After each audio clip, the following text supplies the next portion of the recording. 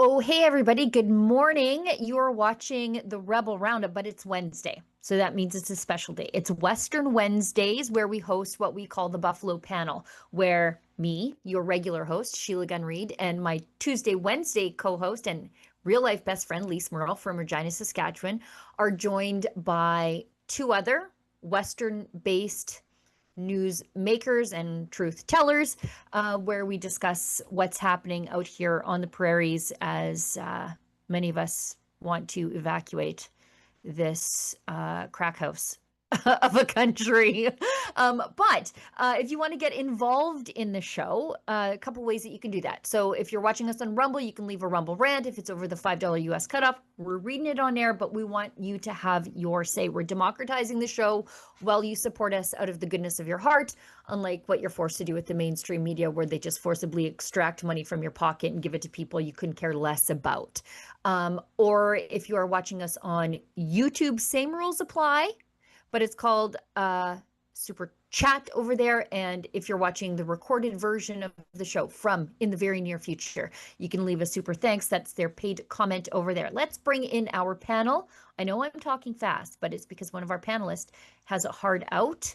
Our panel today is Wyatt Claypool of the National Telegraph and Rebel News reporter and behind the scenes doer of all other things related to social media, Angelica Toy. Guys, thanks for joining us on the show. Let's get right into it. The activists and the journalists, and I realize that I'm repeating myself there when I'm talking about the landscape here in Alberta, they just refuse to get this story right. The so-called book ban in Alberta, where we've removed graphic materials from the elementary and junior high school libraries,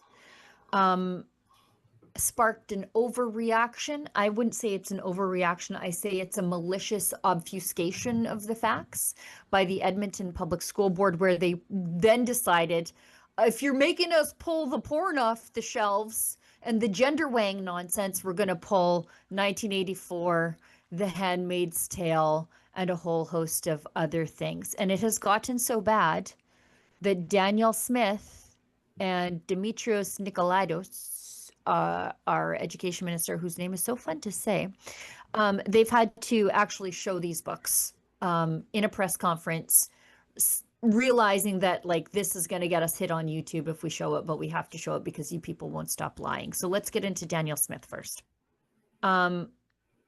She says, I'm going to be more explicit than usual, so there is no misunderstanding this policy. Get graphic pornographic images out of school libraries. Again, how is this controversial unless you're a sex activist psychopath? Leave the classics on the shelves. Nobody said get 1984 out of the classroom. In fact, I want 1984 in every classroom. And I'm really looking for someone on the left to read a book that isn't The Handmaid's Tale. They moved on to Handmaid's Tale after they decided they don't like the author behind Harry Potter, because that used to be the only other thing that they read. And she said, we all know the difference between items 1 and 2. Let's not play any more games in implementing this policy for our kids. I'm going to go to Wyatt. Wyatt, I think it's absolutely outlandish that she had to do this. But I think it's a symptom of what she's up against in Alberta when it comes to dealing with the left and dealing with the journalists who I don't see a distinguishment between the two anymore. Well, and what you used the right word earlier on when you said malicious. Specifically, what the Edmonton Board of Education is doing is engaging in what you would call either the practitioner's veto or more specifically malicious compliance. That they've been told to take inappropriate books off the shelves, and so they're going to read between all the lines that are not there in the order and just say, well, we have to ban 200 books. Well, we just have to ban all this stuff because there's something sexually inappropriate in it, even though leading up to the actual ministerial order being put out, it was clarified over and over again, and common sense would have told you that, yes, maybe a child in grade 3 shouldn't be reading The Handmaid's Tale, but that's fine for high school students. What we want to get off the shelves is things that are overtly offensive, no matter what age you are to be reading, and things that are not age appropriate for children in elementary school or in middle school. But again, and you have all the journalists just reporting it straight, like, oh, this is a consequence of the book ban. Like, it's not a book ban. It's like saying we have an alcohol ban because you have to be 18 years old to drink. We have a driving ban because you need a driver's license. You have to be over the age of 14 and 16 to get your learners and your full driver's license.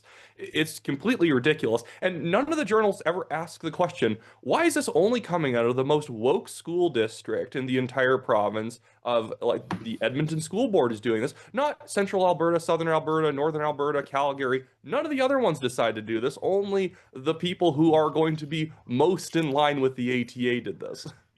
You know, Wyatt, I appreciate your glass half full attitude when you don't ascribe malice to when you're just clearly describing idiocy to the journalist. But I saw this firsthand on the day of this announcement. We all got the embargoed documents well in advance. We saw the graphic materials. It was in the embargoed documents. We were able to prep our stories. We were able to look at this pornography. And the moment those stories went live, they were wrong. And the journalists misled the public from the very beginning, so much so that on the very day of the original announcement, they had to release another press release telling the media to correct their erroneous reporting that was completely misleading the public. So I wish that I could be like you, where I'm just like, no, they're all just pleasant little idiots. I saw it firsthand what a bunch of sinister liars the media is. Angelica, you're a little bit closer in age to all of this than I am, unless, you know, like I have one high schooler left, thank God, she's almost done. But you know, like you've been exposed to activist teachers, and you know, this is not something that the UCP are making up or blowing up and saying, well, we found one of these books in one school, and so we have to write a policy about it. This is very real and live and happening now. Very much is. I actually did a tour of my old high school a couple months back, and I walked through the social studies wing, and I saw new posters that were put up all over the halls, and some of which were the communism poster. And I immediately knew I definitely got out of there at the right time, because these students are being indoctrinated. 100%. Now, Lise, I'll go to you on this. Our education minister, who's been so good on this, at first he didn't say, he just said these books were found in schools, but that wasn't good enough for these people. And actually, I'm kind of glad it wasn't good enough for these people, because now we know exactly the schools that they were in, where they were found, and what books were found. So careful what you wish for, jerks, because you just might get it. And now we've got parents who can walk into a school and say, your school, my school's on the list, get your gender wang book off the shelf. You've had a bit of a personal experience, or at least you've been somewhat aware of these materials being in Saskatchewan schools. Oh yeah, and it's incredible that the government of Alberta has to go and fact check the mainstream media because they can't be bothered to get off their narrative train. But when we're talking about purging inappropriate and explicit and completely well, I guess inappropriate material for little kids, for every book that the government of Alberta is purging, there are at least 1,000 digital resources that are floating through the system. And so just to give you an example of this, I sent this to the team earlier yesterday, but during Pride season, I have an example of a digital library for Pride season right here. Yeah. Okay, so this was sent to students on an internal messaging platform. It's a Pride library. See it? It's just full of bright colors, and you know, this would attract little eyes. Well, every single one of the books on that bookshelf that you can see linked to a YouTube Kids video that the kid could just click on and then have the Pride book read to the kid. And so this isn't just an issue of purging it out of libraries, because we know libraries are infested with this kind of content, but it's actually taking a 360-degree look at the entire curriculum, how queer theory is being pushed to our kids. We're talking in math, in science, in art, in phys ed, in every aspect of school, and getting it out. And I don't think that this look at library books even goes far enough, because I don't think children should be exposed to content that that doesn't align with the values and beliefs of their parents. Okay, that's not what school is for.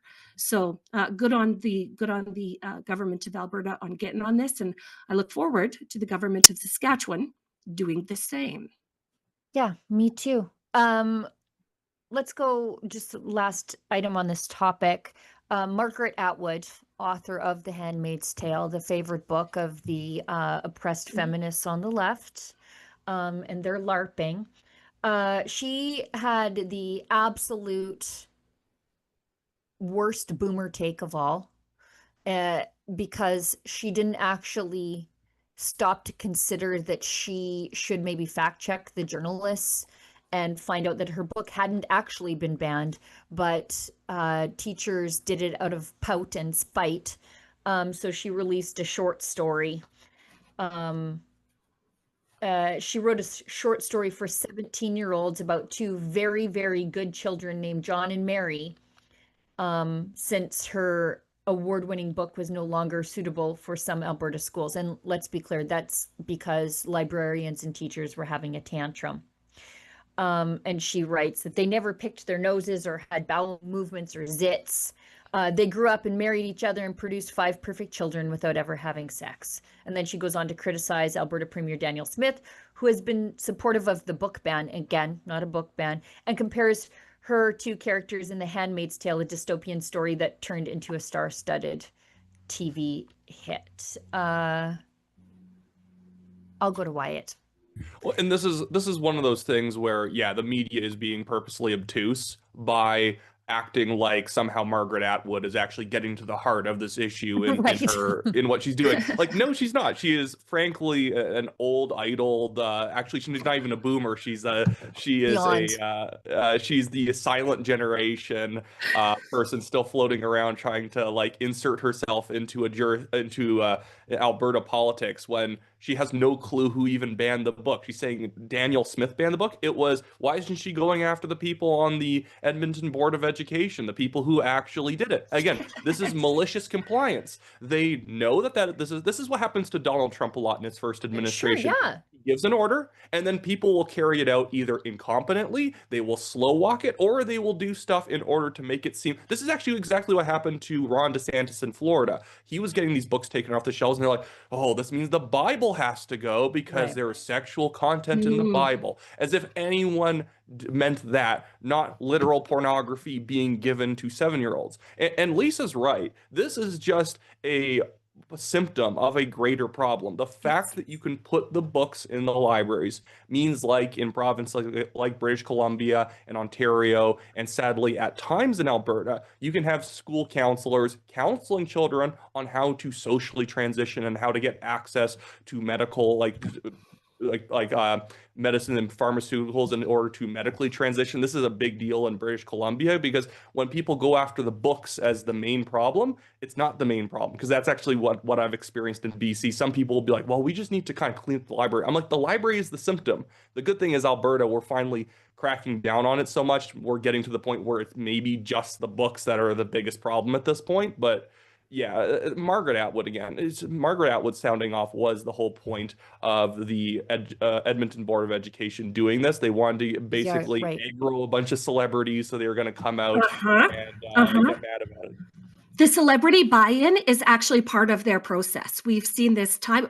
Sheila Gunn Reid, who was the actress from Orphan Black who was in Regina propping up the LGBTQIA shelter? I can't remember. I Oh, I can't remember but her yeah, name either, but getting the B-lister, celebrity C-lister. onboarding is absolutely part of that process. But like Danielle Smith now knows the school board that she needs to fire because they showed her that they're incompetent. Okay, if they couldn't undertake this one little project without getting all bent out of shape, are they really capable of running one of the province's biggest school boards? I'd argue not. Fire them all, Danielle. Teach them a lesson.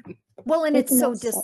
Sorry, go ahead, Angelica. Sorry, Go ahead. I just think what's messed up here is that they've actually weaponized parental concerns because parents have brought up that they are unsatisfied with what's being shown in these books. And the school board has completely weaponized that and then also weaponized the policy that Danielle Smith made to just, all she did was introduce real normal guidelines to keep schools safe and education safe. And they've completely turned that around.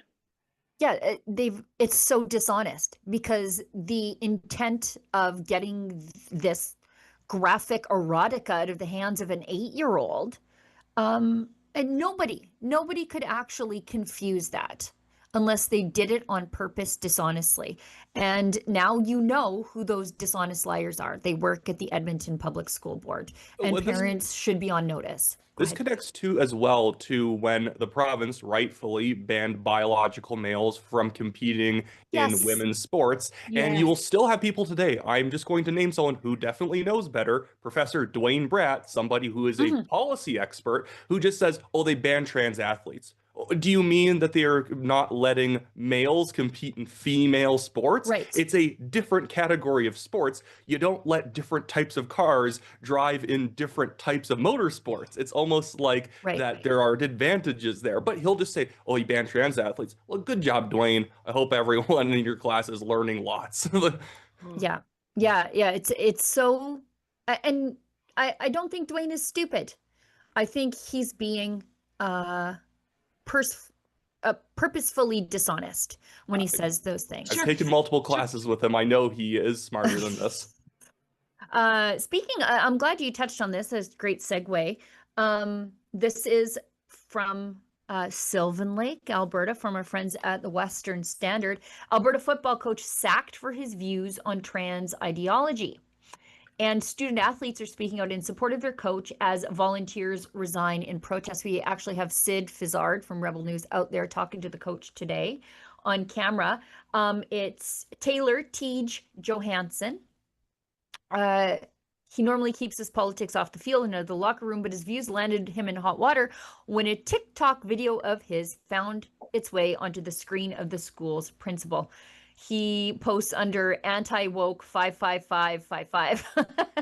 It's a 5-minute video that says trans ideology is being pushed on kids who don't need it, exacerbating their mental health issues. Where's the lie?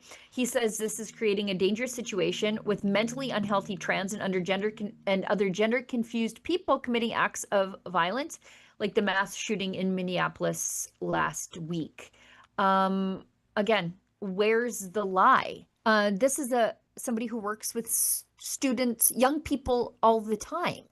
He's entitled to have an opinion on this, and particularly when his issue touches on sport, and that seems to be the battleground for trans ideology here in Alberta. This is just a good dude.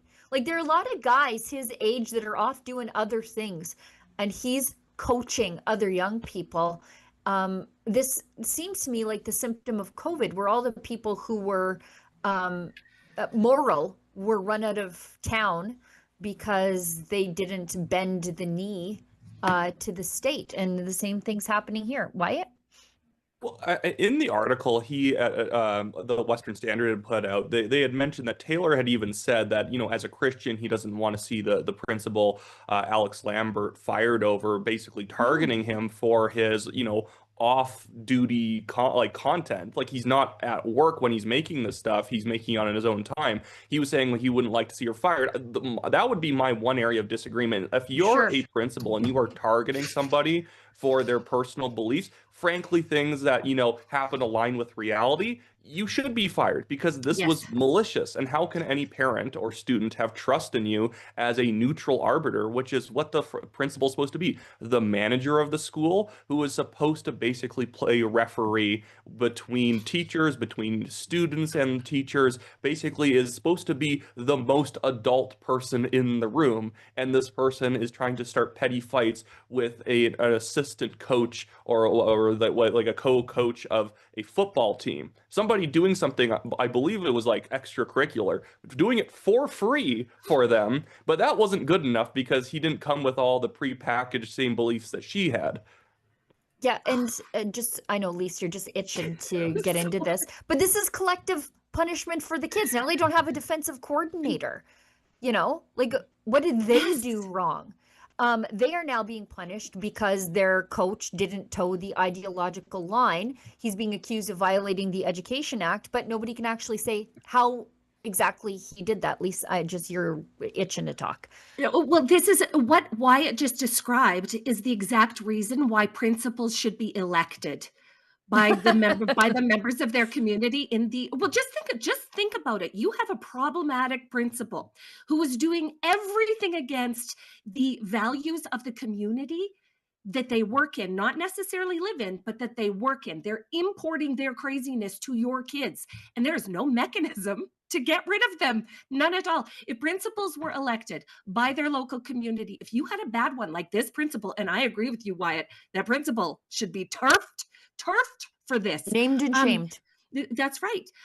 If we elected our principals, there would be a way of identifying the bad ones and getting them out of there within a 2-year term. I mean, it's kind of in the new country, we're going to be doing a lot of things like this. And no doubt there are great principals out there. Sure. But here's the problem with a lot of roles like principal in schools is that oftentimes you actually get the most union-friendly people pushed forward for these administrative roles. Why do you think that MLA Janice Irwin, one of the craziest NDP MLAs in Alberta, she served as a teacher for about 5 seconds and somehow she became one of the co-principals of the school, one of the vice principals of the school? It's because the most activistic union members in the ATA and the different provincial teachers unions are kind of pushed forward that if you make these people the administrators, the superintendents, if you make this person the counselor on the school, if you put this person in an HR position, well, maybe we'll be friendlier with you.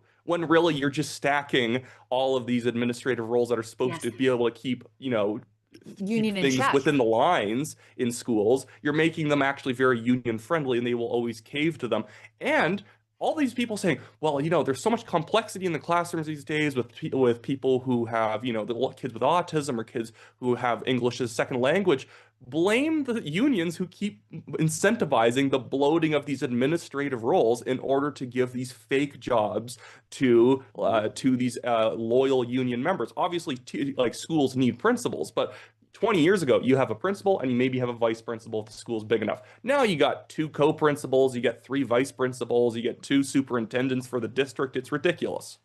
Oh, sorry, and none of that. Sorry, Go ahead. Sorry, babe. Just none of that is really in the best interest of the students. I think we read in the story as well that the athletes were actually emailing this coach that was fired, and as well as the parents saying that they are really disappointed with this decision and that they're going to miss him. So we can just really see that the school chose to take the ideological path instead of listening to the students again. Yeah, he says that the administration has been out to get him for some time, beginning 4 years ago when he spoke out against COVID mandatory vaccination lockdowns and school closures. He says the principal is far left and woke, despite Sylvan Lake's reputation as a stridently conservative community. And that's so true. And we see this all the time where you have school boards, school administration, where they are completely not reflective of the cultural values of the communities in which they serve. It's just constant. And it's because of this cultural Marxism where, you got to get to the kids and get them first if you want to change the culture downstream. I liken these people to zombies or vampires. They don't procreate on their own. They don't replicate their ideology the good old-fashioned way like Lise and I did with having a bunch of kids.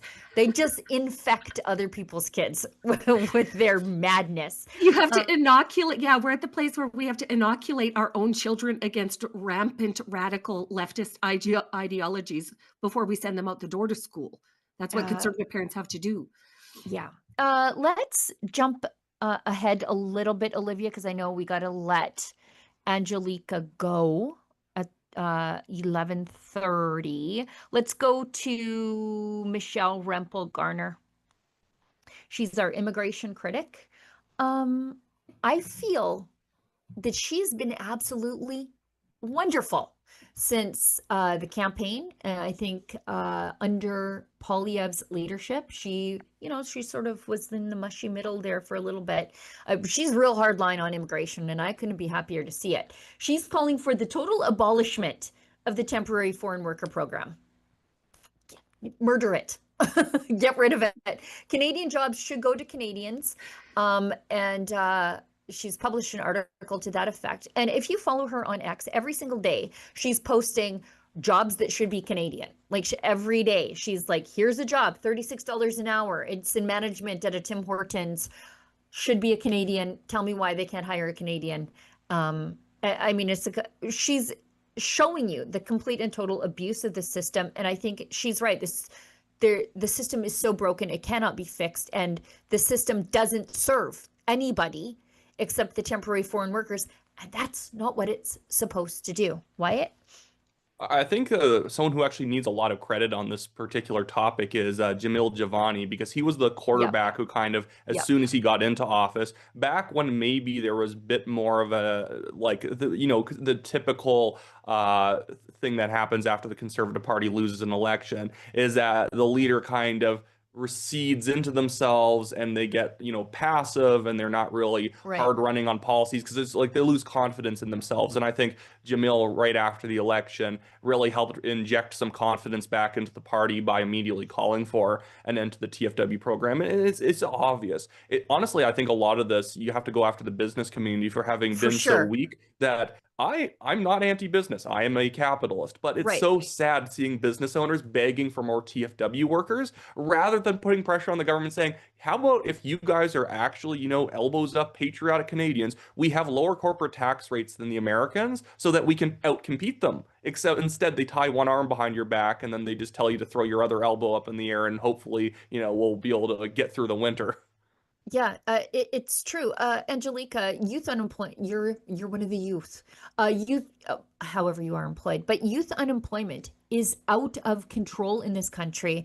And if you ended the temporary foreign workers program tomorrow, which we should, that's my dream, those jobs would go to Canadian kids. I keep mentioning this all the time, but when you go to your local lube shop, Mr. Lube, Lubex, whatever,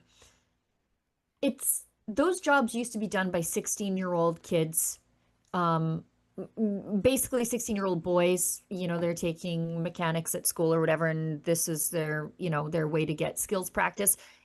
They're all temporary foreign workers now. The food service jobs that used to go to kids who are in grade 11, 12, it's all temporary foreign workers. What's it like for young people? Is this just a number that we're seeing, or is it real life out there? No, it is real life. I have a friend who's been trying to get a job for months, and she is unable to. Everywhere that I go, where I regularly go, that'd be Tim Hortons or even just regular ice cream shops in the city. They're all being replaced by temporary workers, usually Indian. Some of them I'm seeing now, a lot of Ukrainians are popping up as well. But I was actually talking to Sid just the other day, and he took a trip out to Jasper this last weekend. And he said that majority of the stores there are now Indian workers. So of course, what we're seeing is these jobs being taken away from Canadians. And in a small town like Jasper, a lot of those people who've grown up are, longtime generational Canadians in those towns. So for those jobs just to be given into new immigrants is honestly insulting. Yeah,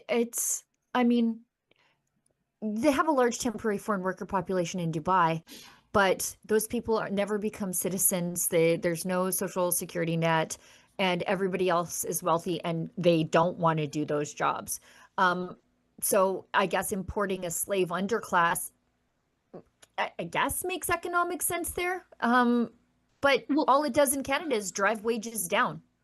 Well, it does make sense if you are artificially creating the need for the temporary foreign workers. So this is all just a hangover from COVID. In COVID, when all the young people were given CERB, remember when they just got to stay home and collect their dollars and do nothing? The government used that as an opportunity to say, well, look, but we have, our labor force needs all of these employees that aren't available because they're all on CERB. And they use that as a pretense for bringing all the temporary foreign workers in. And what we're seeing now with Michelle Rempel-Garner, Pierre Poilievre, and mainstream conservatives saying is we need a correction to that terrible time of COVID. Okay, what we did in that time, we did unprecedented things in those times, in those terrible, dark times. But now what we need is a correction on immigration. We realize the negative consequences of importing this many people into our country in this tiny little time frame. And what we need is to go backwards now, get our young people their jobs back and take the country back. So anyway. Absolutely. And it's honestly, it's not even just a matter of our jobs. We're seeing them bringing their ways of life over here. And I'm specifically talking about just how they treat their own country. They're treating our country. I was just in my area a couple of weeks back. I was waiting for food. Just for takeout. And I was leaning on my brother's car, and all of a sudden I see this vehicle pull up and I hear this rustling. So I peek over and I'm watching as this girl of Indian descent or South Asian was dumping trash out of her car. And I immediately look over, I start filming, and I'm like, guys, like, what's going on? Why are you treating Canada the same way that you're treating your country back home, right? We have certain standards here, and we need you guys to live up to these standards if you're going to be moving over here. And then again, we saw a video that was very similar to that, went viral on a few Instagram accounts for Calgary. Same thing happened. Indian people were dumping trash. Then you have lakes shutting down because of high fecal matter. Chestermere Lake was impacted. Sylvan Lake was impacted. We're seeing this all over Canada. Yeah, what I like about that video is you're like 90 pounds and like 5'2", and there you are yelling at this couple in their car, and you literally shamed them into picking up their garbage. And let that be a lesson for all of us. I know we've got to go. I know we have to say bye to Angelica, but before we go, Wyatt, I want to invite you to our birthday party in Calgary. Well, I already live here, so that's good. I know I seem like I'm born and raised in Alberta, but I do read like I'm from like Hartford, Connecticut a little bit, but I am here, so I'll be there. Okay, perfect. Do we want to bring up happybirthdayrebel.com just so I can tell everybody else and invite them too? But now we have it confirmed. If you stand us up, Wyatt, I'll be very, very upset. We have our Rebel birthday party. It's coming up September 18th in Calgary, and in Toronto, October 16th. Go to happybirthdayrebel.com for details and tickets. You can come like a regular ticket, but there's also a VIP ticket that you can purchase too. There's music. Tamara Leach is our musical guest in Calgary, and snacks and decorations, and it's going to be a legitimate birthday party, and it's going to be fun, and I'm very excited. I'm going to overdress. I just haven't nailed my outfit yet, but I know that Lise is going to look like a Disney villain, but also like a Disney princess all at once. It's going to be wonderful. I can't wait. And Wyatt, we'll see you there, and I can't wait to see the rest of you there too, including you, Angelica. Let's hit an ad break, and we'll come right back with the Real Housewives of Rebel News. Big news, Rebel News now has premium memberships on X, Locals, and right here on YouTube. For just $4.99 a month on YouTube, you'll get loyalty badges, custom emojis, and access to members-only chats during our live streams. At $8.99 a month, you'll also unlock Rebel News Plus shows and our documentaries. But here's the catch. YouTube could cancel that premium tier at any time. That's why the best way to support us is at rebelnewsplus.com. It's just $8 a month, cheaper if you go annual, and you'll get exclusive extras like an ad-free site, comments access, and even the chance to submit op-eds. Wherever you join us, thanks for keeping our independent journalism alive and strong.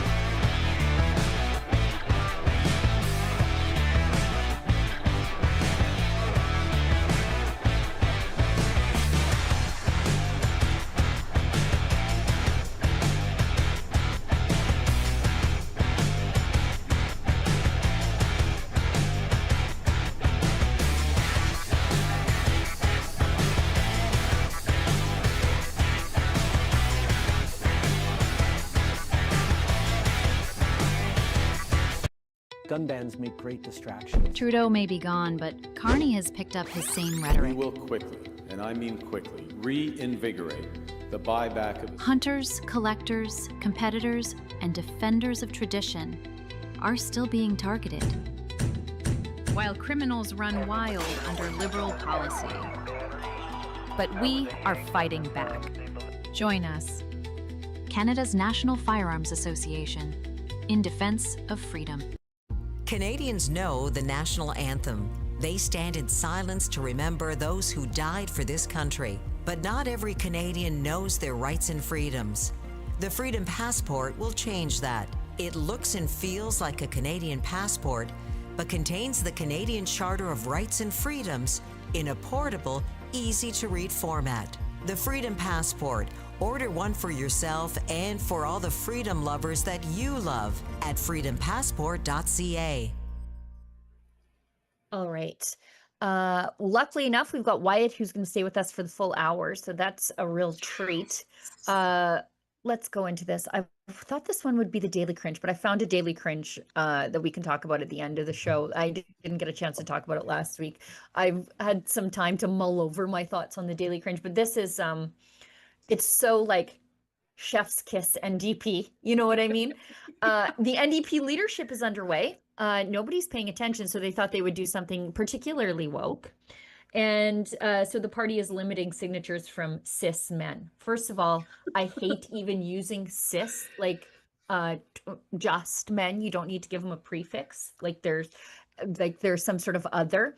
The prospective federal NDP leadership candidates will have to raise $100,000 and amass 500 signatures from members, most of which cannot come from cisgender men, to be officially in the running, according to the rules that were released on Tuesday. With the NDP leadership now underway, candidates who are hoping to succeed Jagmeet Singh should be making themselves known in short order. The winner will be announced in Winnipeg as part of the party's national convention. Good grief. March 29th, 2026. We're going to have to put up with this for like 8 months? My Lord, I can't even imagine how crazy this is going to be. But this is supposed to, according to the party president, the leadership race is an exciting opportunity for our members and for people across the country who share progressive values. It will spark important conversations about the kind of future we want to build together, rooted in fairness, justice, and hope. I know our members are eager to take part in a contest that is democratic, inclusive, I guess, while excluding people, and inspiring for the entire movement. Will there be an NDP party left after this? What's happening, Wyatt? Well, I love that stipulation that you can't have more than 50% cisgendered men, because it demonstrates that they're just how anti-men they are. Because they could have just said you at least need 50% people who identify as women. They had to say you cannot have more than 50% cisgendered men. And if you know anything about the NDP, goodness, they do not have a problem with too many men involved in their party activities. It's actually a very female party. It's a party of nurses and teachers and young progressive activists. Effeminate weirdo men and Charlie Angus. Yeah, and you have like Yves Anglers or whatever, who comes off like if Pol Pot was also a Nazi or something like that, where he literally believes in degrowth and he's super anti-Semitic. So he's like anti-Semitic Pol Pot.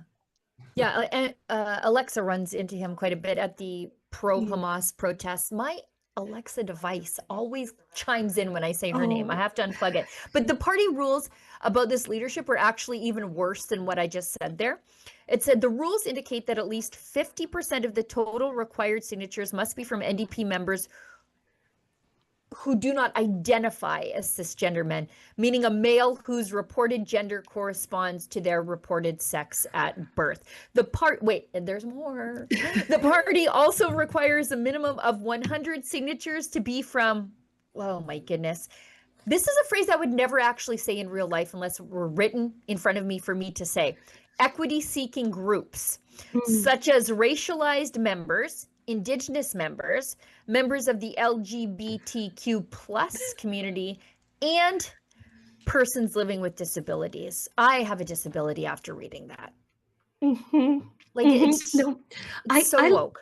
I love this for the NDP because because welcome to the LGBT NDP or the DEI NDP.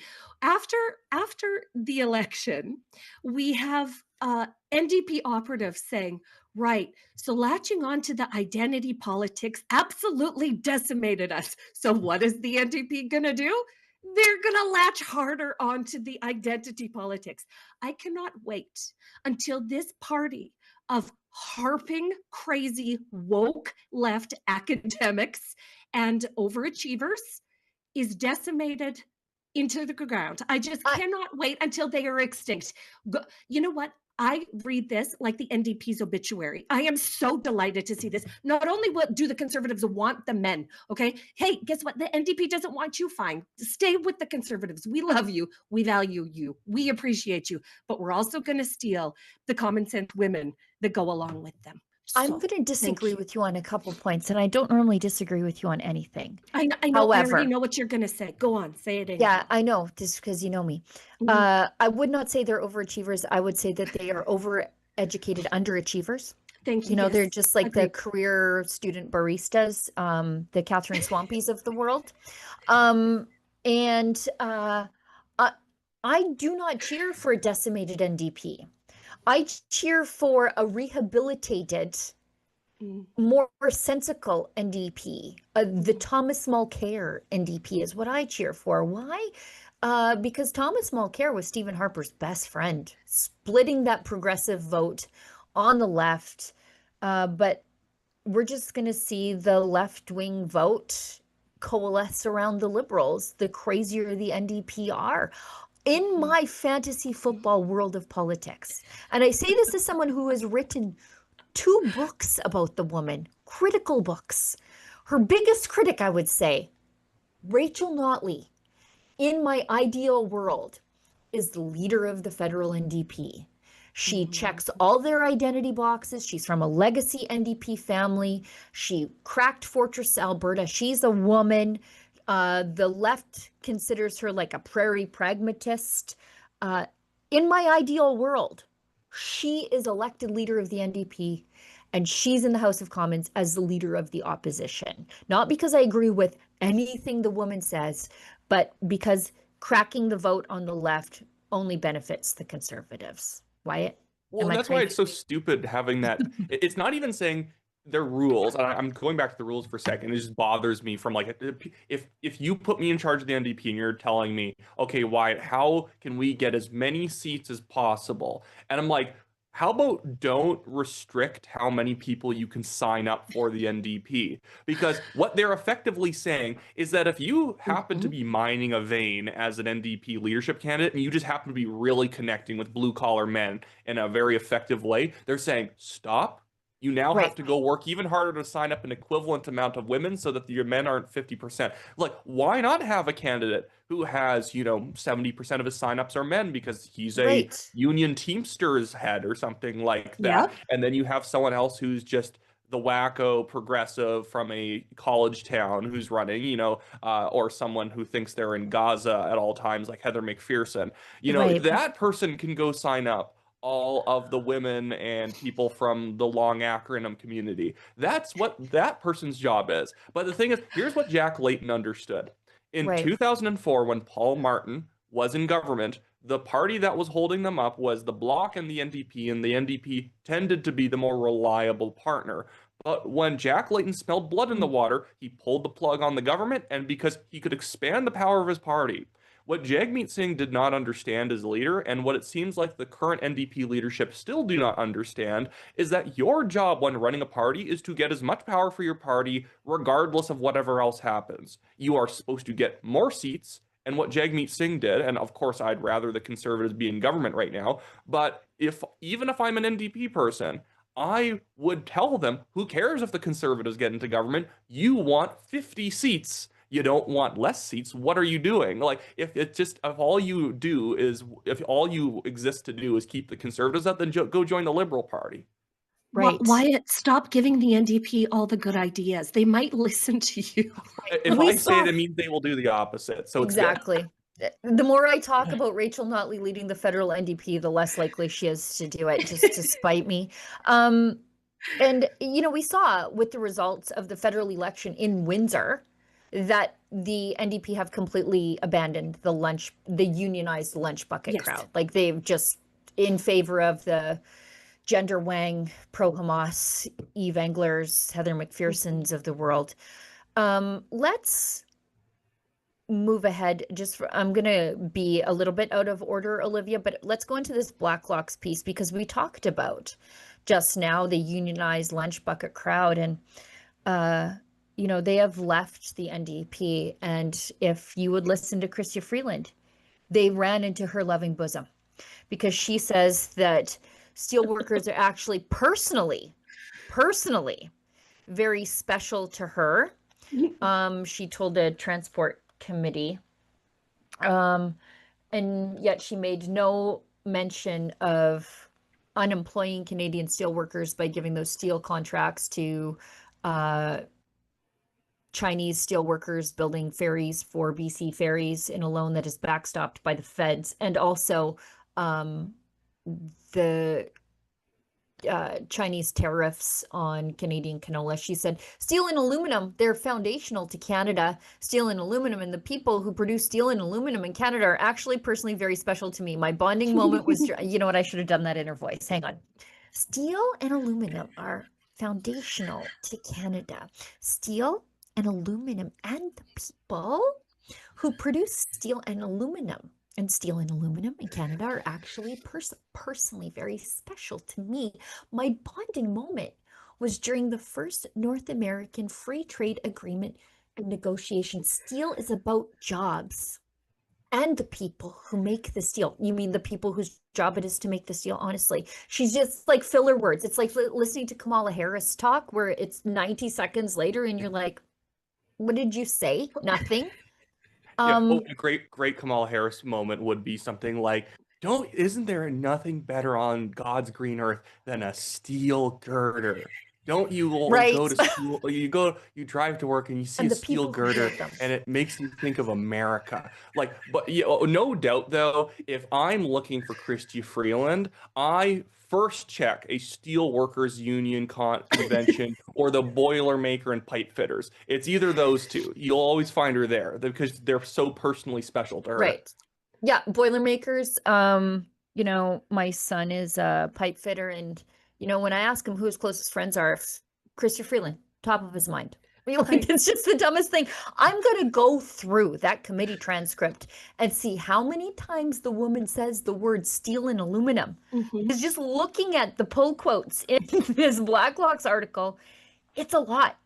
It's a lot. And she just says it together, steel and aluminum. We know in our transport industries, rail, maritime, transport use a lot of steel and aluminum. And we're really, really good at using the steel and aluminum. We're so good at producing it across our entire economy. Steel and aluminum, steel and aluminum, steel and aluminum. Did she mention Doug Ford eviscerating the steel and aluminum sector by running his mouth against the Americans? Did she mention that even one time? Yeah. No, I bet not. I bet not. All we're missing there is a Mr. Speaker. Mr. Speaker.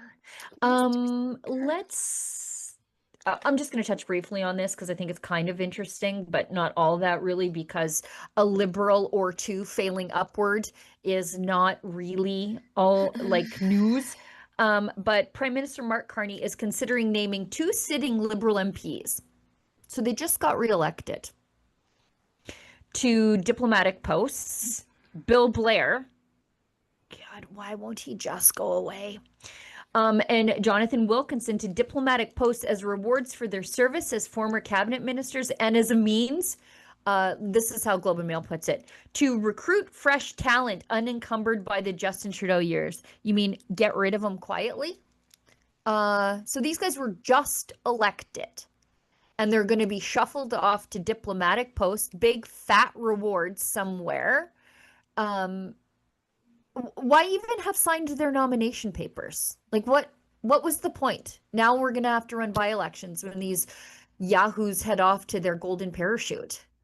Well, the funny thing about this is that actually I find both the way he's been acting around who he puts in his cabinet, who he doesn't put in his cabinet, and now Weird. who he's going to be shuffling out. And we can still recover this. We could still send Goodale and Blair to like Tajikistan and Equatorial Guinea as their diplomatic posts. But barring that, though, it does say something about Carney being a very fussy person when it comes to personnel. He likes people he likes. That's why he made Nate Erskine-Smith housing minister for 4 seconds. And then right after the election, he pulled the carpet out from under him. And he says, actually, I just want some random idiot that I like talking to on a personal basis. Literally picked the dumbest. That must make you feel bad as Nate Erskine-Smith. He didn't just pick somebody else. He had that tantrum too.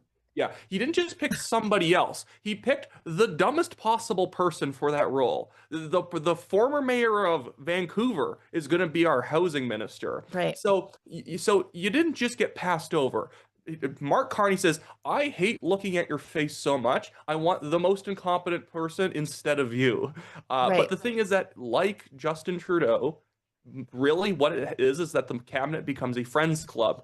That Carney likes talking with his friends and he likes hanging out with people. That's the thing. He doesn't actually have business prowess. I'm not sure if you guys ended up covering this a week ago, but the green banking lines, the net zero banking lines, completely collapsed that Carney put together because so much of his business acumen has to do with mining subsidies. And as soon as Trump was reelected, it fell apart because there's no more free subsidies for battery plants and solar and wind and EV manufacturers. And that's like a good majority of the Brookfield assets. It's just green. It's just green stuff that relies on government prop-ups. I'm so happy you brought up Brookfield, Wyatt, because what I see happening here is Mark Carney installing yes men into these positions, like whoever the outgoing people are in those ambassadorial roles, aren't doing what Mark Carney needs them to do on behalf of Brookfield. So what he's doing is he's going to install friendly people who are going to toe the line for him. And so all of this is just very, very interesting, but it's not without cost to the Canadian taxpayer. This is taking the Ralph Goodale track, who's now the High Commissioner to the United Kingdom. He was a Liberal insider for 100 million painful years in Saskatchewan and just managed to fail up and up and up. We all see what's happening in the UK. We all see what's happening in the UK. And Mark Carney has his guy there representing the Liberal Party of Canada. I know this isn't on the list. Sorry, go ahead. I think I accidentally said Goodale earlier as one of the two people he was considering. Although maybe Blair's now going to end up being the ambassador to Brookfield. You never know. Do you know what? I understand you confusing two old crotchety gun grabbers with each other, so it's fine. But speaking, I know this isn't on the list of things, but Olivia, I put it in the chat. Just moreover to the point about appointing people to things because they are Brookfield friendly. So if you follow the old progressive conservatives in Alberta of yore, the Jim Denning types, and all the NDP staffers who are gone into other things and the Liberals, you would think that this selection of Dawn Farrell is the best thing ever. So she is the former head of Trans Mountain. But if you are from Alberta, you know more about Dawn Farrell. Maybe, hopefully, maybe I'm just in the weeds on this stuff. But Dawn Farrell, she's been selected to head the, whatever they call it, the Major Projects Office. And that's the creation under C5. And that, so she's gonna be the one picking the projects in the national interest on behalf of Mark Carney. And this is why I think it's going to become Green/Fun 2.0. Let me dial back a little. Dawn Farrell used to be the head of TransAlta in Alberta. She colluded with the NDP and the federal Liberals to phase out coal some 6 years early in Alberta. Were we ready for a coal phase out? I don't know. Ask anybody who gets the emergency alert on their phone anytime it's too hot or too cold in this province because we don't have capacity. So she works with the NDP and the Liberals to phase out coal. We're dealing with that fallout now. So she mismanages that. Then she goes on to Trans Mountain because she did exactly what the Liberals and the NDP wanted her to do with the with the electricity sector. She goes over to Trans Mountain. Trans Mountain, $5 billion-ish, $7 billion-ish, $7 billion-ish pipeline. Feds have to buy it instead of enforcing the law, simply just enforcing the law. And she brings it in at about 8 times over budget and overdue. And then, oh, and in the meantime, when she was, so I'm skipping a big, huge point. While she's at TransAlta, guess who she strikes a deal with for some green energy production? Brookfield, right in the middle of that. So she's got ties to Brookfield. I think it was a $700 million deal, I think, with Brookfield when she was at TransAlta. Oh my and then, God. so then mismanages the coal phase out, mismanages Trans Mountain. They're like, she's the right woman for the job. They put her at C5. So this is, oh, and just 2 days ago, Blacklock's is like, oh, when she was heading up Trans Mountain, she was in violation of the law, not turning over records. Does that sound like the Green Slush Fund to you? Yes, it does. So we are in for Green Slush Fund 2.0. If you think pipelines are getting built, you got another thing coming. It's going to be green projects and more hiding of documents. And how is Brookfield going to get rich in the middle of this? We await to see. But this is, you know, this is exactly what's happening with these 2 MPs, loyal soldiers, but being shuffled off to other ththings. It's who you know, not what you know, or even competence with Mark Carney. Anyways, I'll take it away, Wyatt. Well, this also, just with Bill C5 in general, with the like the Office of Major Projects, it's been 170 days now, and it's pretty pathetic that it was considered like they actually built this up like we were going to announce a major project, and the big announcement is that we are announcing an office that may announce major projects in the future. And the game that Carney, I believe, is going to be playing over the next couple of years is he probably wants an election before 4 years is up because he wants a majority. There's no time for him to actually build anything. So what he's going to do is pretend to say yes to a lot of projects. At the same time, he has actually no intention of actually getting them completed, in the sense that he will say, I'd love to get this new pipeline built. I'd love to get this new mine approved, but we're going to have to go through an Indigenous band consultation. We have another environmental inspection report before we can fast track anything, because, you know, the way you do fast tracking is you do all the steps that you were supposed to fast track, and then you fast track after. So what he's doing is outsourcing, saying no. He's going to have the premiers, he's going to have Indigenous bands, he's going to have environmental groups, he's going to have legal challenges, all there saying, I'd love to say yes, I'd love to stamp the document, say that this is approved for a fast track, but this other person said no. It's like, goodness, sir, you're the prime minister. Just do it. Right. And we talked about this the other day. Like you said, 180 days. And I made everybody on the panel guess how long it took to build the Alaska Highway.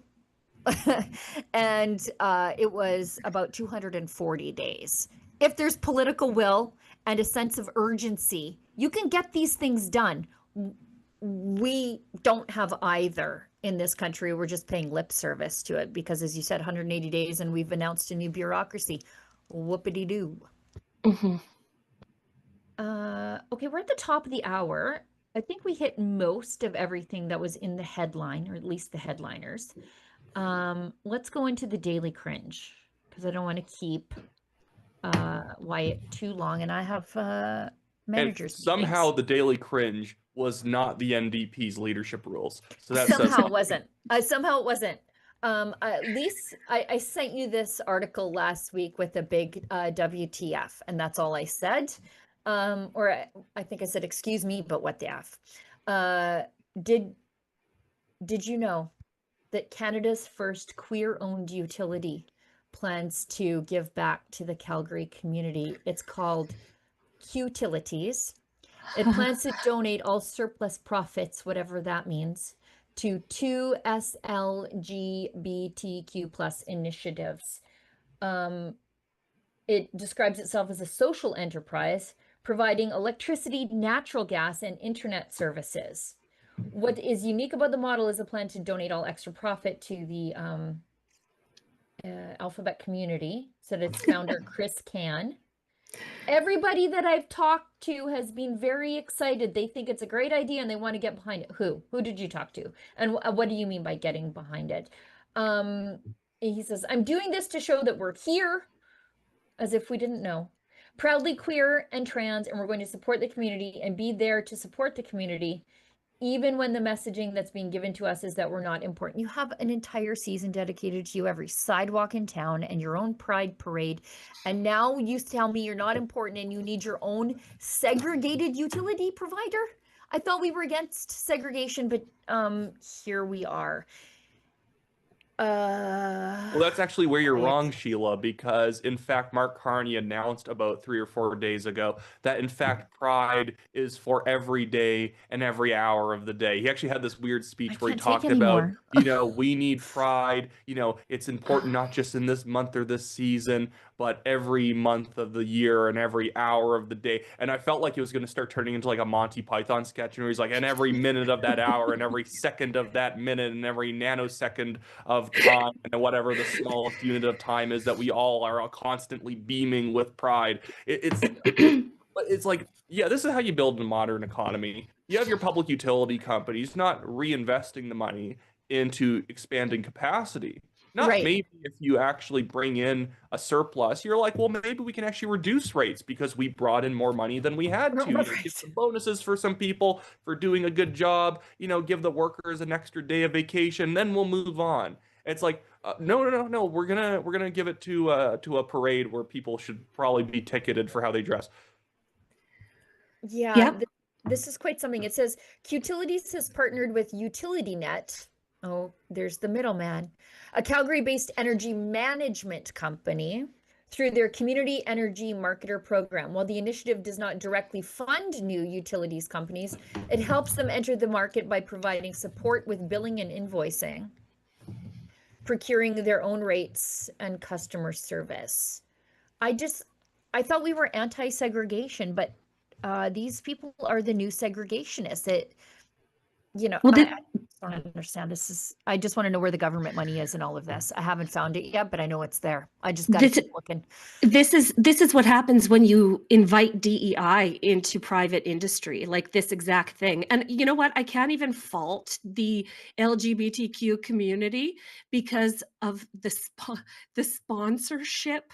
Watching their sponsorships blow into the wind as all of these things are exposed, and as sponsors realize how deeply unpopular it is to support these kinds of pride seasons and pride parades and all of the identity politics and DEI initiatives, they need to get their funding somewhere. Okay, those big parades, those season-long celebrations don't fund themselves. So good luck to this guy and his eventual 6 customers. I mean, all the best to him. That's the thing. It's like, okay, I get having a niche. But this seems like a little too niche, too granular. You're right. He says, as a member of the queer community himself, Can said part of the reason he wanted to launch the company was now because of what he sees as anti-trans messaging in Alberta. So I guess he thought to the electricity grid, and then dwindling corporate support for queer initiatives like pride events. What are you talking about? It's called the Trans Mountain Pipeline. What do you mean you're not being represented? Like, stop. By the way, go ahead. This just sounds like money laundering. I started a company that's going to get a bunch of grants and it's going to get a bunch of subsidies. Like, he's just ESG mining on a utility company that doesn't need to exist. And then he says, also all the public money that I should just be putting back into, like, managing utility prices for people and, keeping we're just going to dump it all into like the Calgary Pride Parade or something like that until the Hamas supporters disrupt it. Mutually assured destruction. Every time I see like them meet on the corner, I'm like, it's time, and it never is. It's called an intersectional car crash. Yeah, I'm like, you know what? I'm just going to stand back and let these two groups sort it out without me sticking my nose in the middle or taking a side. And then they never do. They just sort of throw their gloves at each other and walk away. let's, I think that's it, Olivia. Let's go quickly breeze through some chats. Whisper in my ear, Olivia. Okay, perfect. All right. Would Jay Peterson, regular donor to the show, regular viewer, regular supporter, says yes, or sorry, EPSB, Edmonton Public School Board, and the ATA are breaking the #1 rule in a family: never talk real finances or real issues between the parents. Not the kids' monkey, not their circus. Teach the subject and leave the life lessons to the parents. Yes. Yeah, it's Thank so you. simple. CLAG in 81 gives us $5. They can't hire Canadian workers as there would be no way for them to communicate with the staff. Language barrier galore. Yeah. C. Bodwin 60 gives us $5 and says, Sheila, you really need to look into what's happening with the TransAlta generating station in Hanna, Alberta. It's been offline for months. That's at the old Sheerness plant. But basically, the ideas that Don Farrell pushed forward decimated the entire town there. And so, yeah, so the problems in Hanna, well, they are squarely around Don Farrell's neck like a millstone. But don't worry. I was slightly annoyed with the UCP when they got in and they decided that, like, we're not going to stop the phase out of coal. Because my thing with coal is, like, just like let people use whatever energy they want. Yes. Do you actually know that it would be, if you're an environmentalist, you should want a coal mining town to use coal for their power, because it's closer. The most of it is literally the physically most close and efficient thing you can use. And this is not like London streets and smokestacks anymore. No. They constantly recycle it as many times as possible to burn every single last ounce of energy. Right, for sure. We've got some of the best scrubbing technology for our stacks on the face of the earth, and a lot of that technology was built for the oil and gas sector, but it has strong applications in the coal mining sector. But yeah, we've got 800 years of some of the cleanest coal under our feet, like it kicks out of the ground, and they say we can't use it. And yeah, we talked about this before on the show. In my dream world, where Rachel Notley is the leader of the NDP, the UCP would say, we're bringing back coal.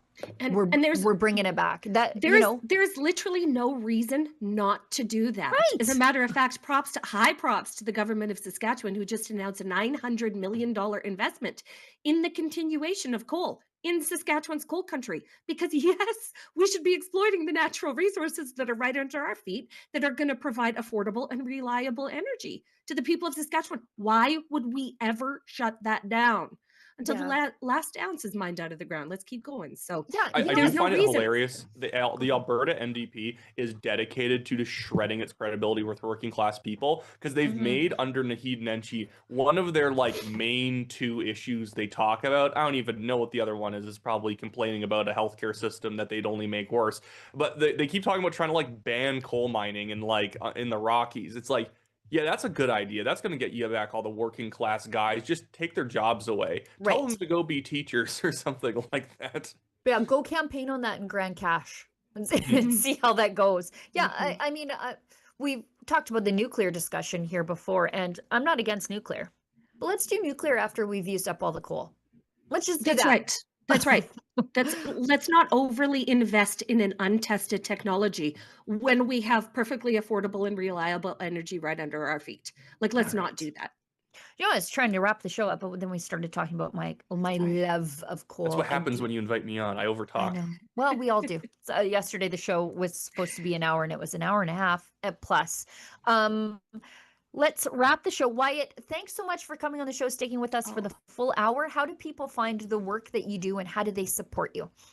They can just go onto the National Telegraph YouTube channels, type that in, subscribe. I'm trying to get to 100,000 subscribers by mid-December of this year, or I'll owe all my friends dinner, because I ended up making the dumbest, most lopsided bet, where if I win, they just owe me one dinner. It's more of a way of putting pressure on myself. And then also people can check out the One BC Party in British Columbia, where I'm the policy and comms advisor in the legislature to Dallas Brody. Wonderful. We like Dallas. She's great. Lise, thanks so much for coming on the show for the last 2 days. Couldn't do it without you. Well, my pleasure, babe. Anytime. Yes. Olivia, everybody who works behind the scenes at Rebel News to put the show together for you, our beloved viewers. We definitely couldn't do it without you. I know I put you on the spot a couple of times during the stream today, and you answered the call. Thanks to all of our viewers out there who engage with our content. That's one of the best free things that you can do. Share the stream, chat on the stream. The more it's engaged with, the more the platforms serve it up in front of other people's eyeballs. And to those of you who pitched in to keep the lights on here at Rebel News, thank you. You've got a lot of choices, and we appreciate you for choosing us. We've got one more before we go. Chat from Jay Peterson, $20. Thanks again, buddy.